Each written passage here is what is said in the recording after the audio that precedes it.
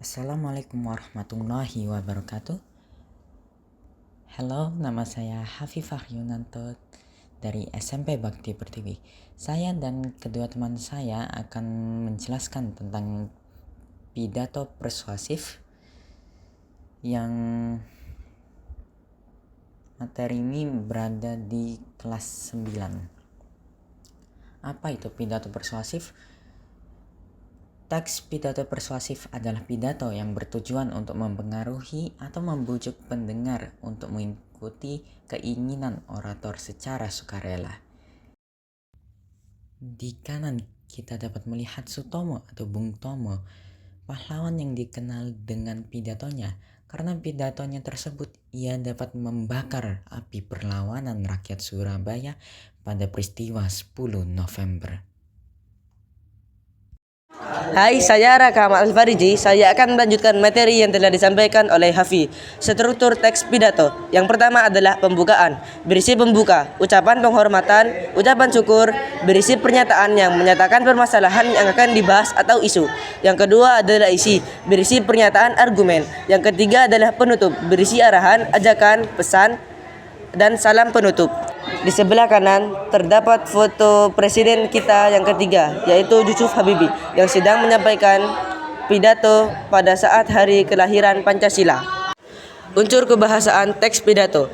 Yang pertama, penggunaan kalimat aktif. Kalimat yang subjeknya melakukan tindakan sebagaimana dinyatakan pada predikat. Contohnya adalah Aini membaca buku di perpustakaan, tukang kayu menjual kursi, abang dan adik bermain kartu. Yang kedua, penggunaan kata tugas.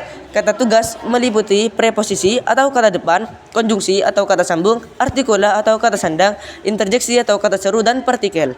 Yang ketiga adalah penggunaan kosakata emotif. Kosakata yang berhubungan dengan emosi. Contohnya adalah suka, cinta, sedih, dan bangga. Penggunaan kata teknis, kata yang berkaitan dengan bidang tertentu. Contohnya dalam bidang biologi adalah habitat, ekosistem, populasi, dan genus. Halo, perkenalkan nama saya Davi. Di sini saya akan menjelaskan materi dari unsur kebahasaan teks pidato persuasif, yaitu yang pertama adalah kata sinonim dan antonim. Kata sinonim adalah dua kata atau lebih yang memiliki makna sama atau hampir sama. Contohnya seperti yang pertama adalah kata besar memiliki makna sama dengan kata akbar atau agung. Lalu, kata tua memiliki makna sama dengan kata lanjut usia maupun berumur. Lalu yang terakhir adalah mati memiliki makna sama dengan kata wafat dan meninggal dunia. Selanjutnya adalah kata antonim. Adalah dua kata atau lebih yang memiliki makna berlawanan. Sebagai contoh, kata besar berlawanan dengan kata kecil, tua dengan muda, dan mati berlawanan dengan hidup. Lalu unsur lainnya adalah kata benda konkret dan abstrak. Kata benda konkret adalah kata benda yang ada bentuk fisiknya. Contohnya seperti meja, kursi, dan manusia.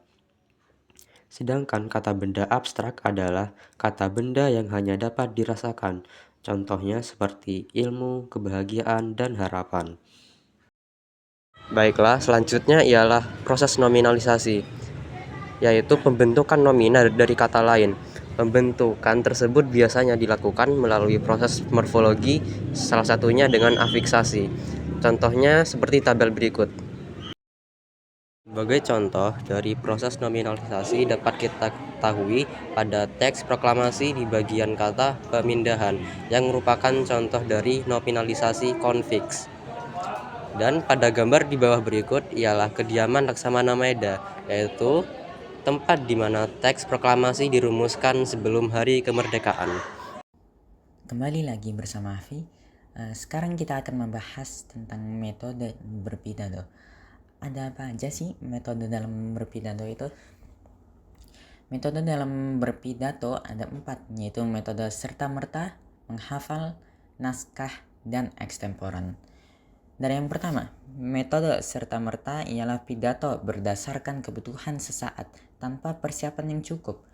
Kalau metode menghafal, itu adalah pidato yang dilakukan dengan persiapan yang matang. Materi pidato dihafalkan terlebih dahulu sebelum disampaikan. Metode naskah, pidato yang dilakukan dengan membaca naskah pidato yang sudah dipersiapkan.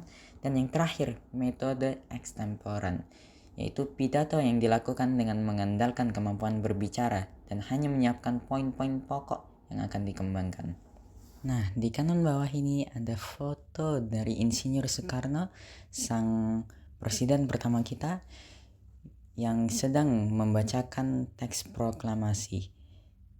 Kalau kita lihat di foto ini, dia menggunakan metode naskah. Terima kasih kami sampaikan. Semoga ilmu ini dapat membawakan manfaat bagi kita semua. Wassalamualaikum warahmatullahi wabarakatuh.